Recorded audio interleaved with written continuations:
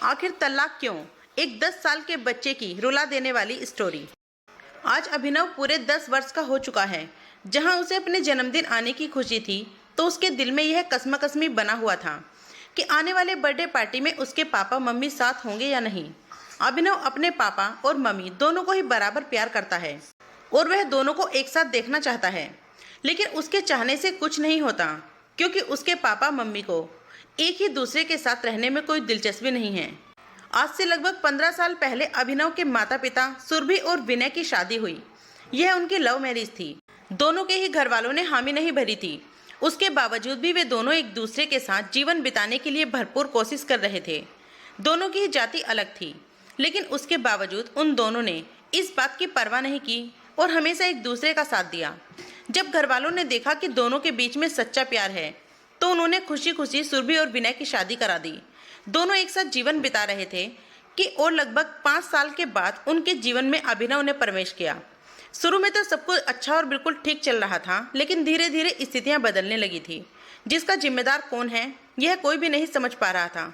विनय अपने परिवार को खुश रखना चाहता था और ज़्यादा पैसे कमाने की सोचकर वह अपने ही परिवार से दूर जा रहा था और ज़्यादा समय ऑफिस में बिताना और कहीं ना कहीं खुद को काम में लीन कर चुका था। घर में रहकर सुरभि पूरा दिन काम करती और यहाँ तक कि अभिनव को भी संभालती। शुरू में अभिनव को संभालने के लिए उसने एक मेड भी रखी थी, लेकिन बाद में उस मेड के काम सही नहीं किया, इस वजह से उसे भी निकाल दिया गया।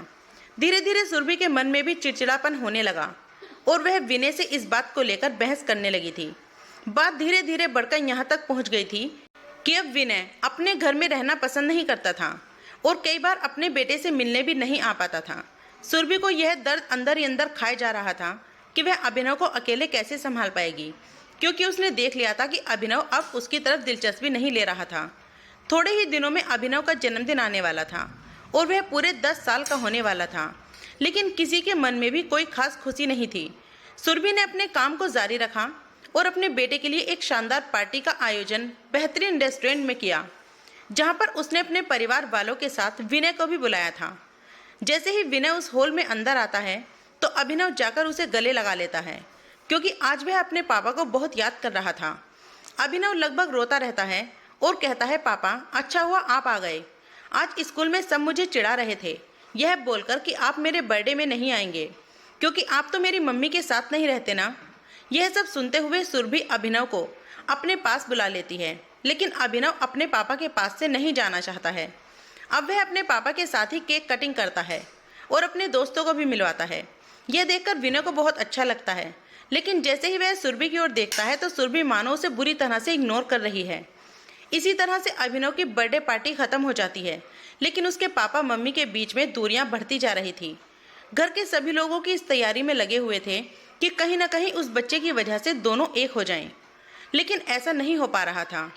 फिर एक दिन अचानक विनय उसके घर आकर तलाक के पेपर दे जाता है, जिसे देखकर सुरभि अचानक रोने लगती है और अभिनव को कुछ समझ नहीं आता है।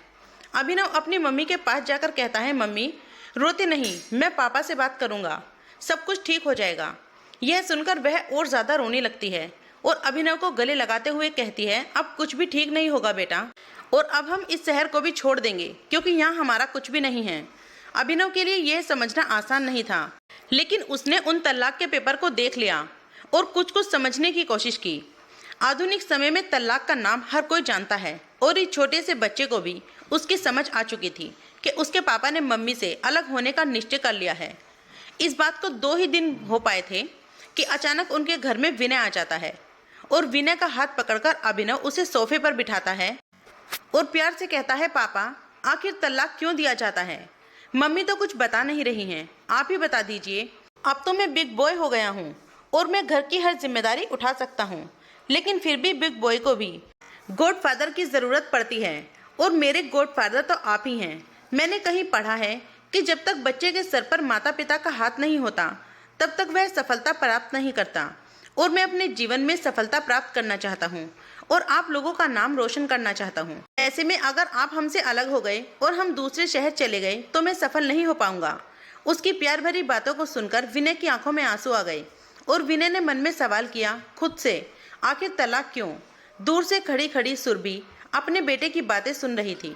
और समझने की कोशिश कर रही थी कि उसके कोमल से मन में क्या असर हो रहा है और जिसका असर आने वाले फ्यूचर में ही दिखाई देगा। अचानक विनय सुरभि के पास जाता है और बड़े ही सहज स्वभाव से कहता है, मैं जानता हूँ कि कमी हम दोनों में थी और गलती भी हम दोनों की ही, लेकिन हम अपनी अपनी गलती की सजा इस मासूम से बच्चे को नहीं दे सकते, क्योंकि न जाने क्यों इसकी प्यारी बातों से आज मेरा दिल भर आया और मैं कुछ कहने के लायक नहीं रहा। हमें इस बारे में फिर से सोचना होगा। सुरभि ने भी हाँ में सर हिलाया और कहा, तुम सही कहते हो। आखिर यह तलाक क्यों होना चाहिए? तुम्हें याद है हमने कड़े संघर्ष के बाद एक दूसरे का साथ प्राप्त किया था और फिर हम कितना खुश थे। अचानक यह बात कहाँ से आ गई कि हम एक दूसरे से दूर हो गए और आज इस मुकाम पर खड़े हैं कि हमें एक दूसरे से अलग होना पड़ेगा। तभी उनकी बातों में शामिल होकर अभिनव ने कहा, मुझे भी समझ नहीं आ रहा है आखिर तलाक क्यों होता है और क्यों मेरे मम्मी पापा एक साथ नहीं रह सकते। अब दोनों पति पत्नी उस मासूम से बच्चे के सवाल का जवाब नहीं दे पाते और फैसला लेते हैं कि अपनी जिंदगी को उस बच्चे के लिए एक साथ बिताएंगे। जब दोनों एक साथ रहने लगे तो उन्होंने यह महसूस किया कि गलती चाहे किसी की भी हो, लेकिन उसमें भागीदारी दोनों की होती है। अगर दोनों ही बैठकर अपने सारे गिले शिकवे दूर कर लें तो कोई भी दिक्कत नहीं होती और इस प्रकार का समय नहीं देखना पड़ता। आज अभिनव बहुत खुश है क्योंकि वह अपने मम्मी पापा के साथ छुट्टियों में बाहर घूमने जाने वाला है और फिर हमेशा वे लोग साथ में ही रहेंगे। कई बार ऐसा होता है कि हमारे सामने स्थिति को हम समझ नहीं पाते और उन्हें सही तरीके से फैसला नहीं ले पाते। ऐसे में बाद में हमें गलती का पछतावा होता है और हम कुछ भी नहीं कर पाते। आज के समय में तलाक के मामले बढ़ते ही जा रहे हैं, जिनका सीधा असर परिवार पर पड़ता है। ऐसे में अगर समझदारी से काम लिया जाए तो होने वाली किसी भी परेशानी से पहले ही निपटा जा सकता है और एक दूसरे के बीच असमंजस बिठाकर भरोसा जीता जा सकता है। दोस्तों, कहानी कैसी लगी कमेंट करके जरूर बताइएगा। कहानी पसंद आए तो वीडियो को लाइक शेयर कमेंट और चैनल को सब्सक्राइब करना। वीडियो पूरा देखने के लिए बहुत बहुत शुक्रिया।